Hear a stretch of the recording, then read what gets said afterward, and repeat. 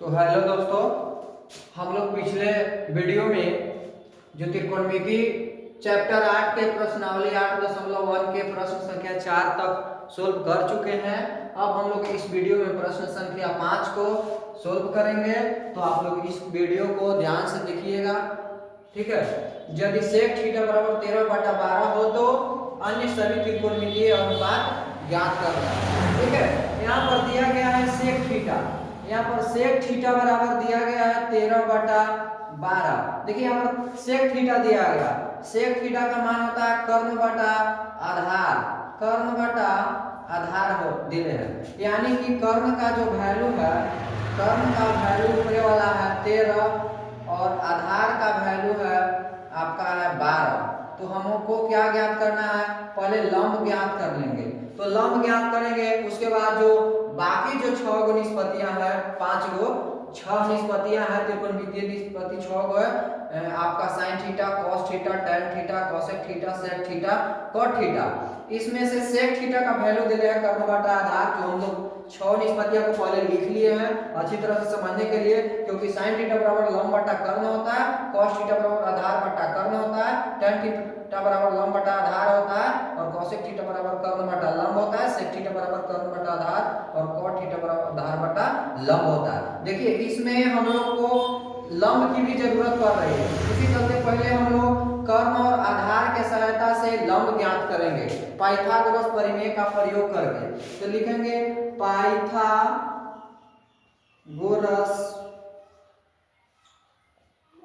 प्रमेय से। पाइथागोरस प्रमेय कहता है कि कर्ण का स्क्वायर बराबर लंब का स्क्वायर प्लस आधार का स्क्वायर। देखिए यहाँ पर हमको लंब नहीं दे रहे, आधार दे रहे हैं और कर्ण दे रहे हैं। तो हमको सबसे पहले निकालना है तो लंब, तो लंब बराबर फॉर्मूला पहले लगाएंगे। तो लंब बराबर फॉर्मूला होता है कि कर्ण का स्क्वायर, कर्ण का स्क्वायर माइनस आधार का स्क्वायर। तो आधार का वैल्यू कितना है, देखिए यहाँ पर क्या है, रूट चढ़ जाएगा, क्योंकि हमको लंब खाली ज्ञात करना है ना। तो लंब ज्ञात करना है तो रूट चढ़ जाएगा, स्क्वायर इधर हटता है तो इधर रूट चढ़ जाता है।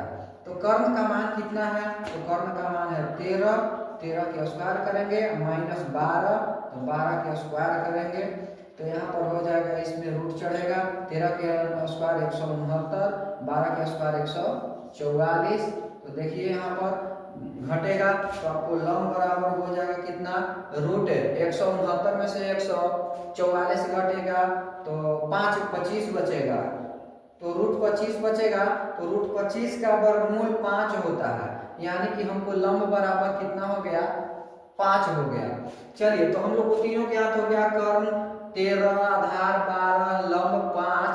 तो हम लोग आसानी से sine theta, cos theta, tan theta, cosec theta, sec theta का वैल्यू दे ले हैं 13/12, इसको नहीं ज्ञात करना, और कैट थीटा 5 हम लोग को ज्ञात कर लेना है। तो आराम से आसानी तरीका से हम लोग इसको ज्ञात कर सकते हैं। तो यहाँ पर देखिए लंब, तो लंब का वैल्यू कितना है, तो 5 है, तो यहाँ पर 5 पुट करेंगे। कर्ण का वैल्यू 13, तो ये हो गया करेक्ट आंसर। चलिए अगला है कॉस थीटा, तो कॉस थीटा बराबर होता है आधार बटा कर्ण, आधार का वैल्यू 12 और कर्ण का वैल्यू 13। चलिए यह हो गया आंसर। चलिए अगला है टैन थीटा, टैन थीटा का मान आपका हो गया लंब बटा आधार, तो लंब का वैल्यू 5, आधार का वैल्यू 12। चलिए ये भी आपका आंसर हो गया। अगला है कोसेक थीटा, तो कोसेक थीटा कर्ण बटा लंब, तो कर्ण आपका हो गया 13 और लंब का वैल्यू हो गया 5, ये भी आंसर हो गया। अगला है कर्ण बटा आधार, तो कर्ण हो गया 13 और आधार हो गया 12, जो कि पहले से ही दिया गया, फिर भी हम इसको लिख लिए। चलिए अगला है आधार बटा लंब, तो आधार आपका है 12 और लंब कितना है, तो लंब 5 है। देखिए हमको ये पहले ही से वैल्यू दिया गया था 13/12, इसके सहायता से हम लोग कर्ण बटा आधार लंब ज्ञात किए और उसके सहायता से हम लोग त्रिकोणमिति के जो 5 बाकी 30 पतियां थे उसको हम लोग वैल्यू निकाल लिया। साइन थीटा बराबर लंब बटा कर्ण, लंब हमारा 5 था, कर्ण था 13। तो इस तरह से हम लोग इसको ज्ञात कर लिए। तो अगर इसको आप लोग को समझ में आया तो आप इस वीडियो को लाइक करें और ज़्यादा से ज़्यादा शेयर करें और मेरे चैनल को सब्सक्राइब करें। जय हिंद।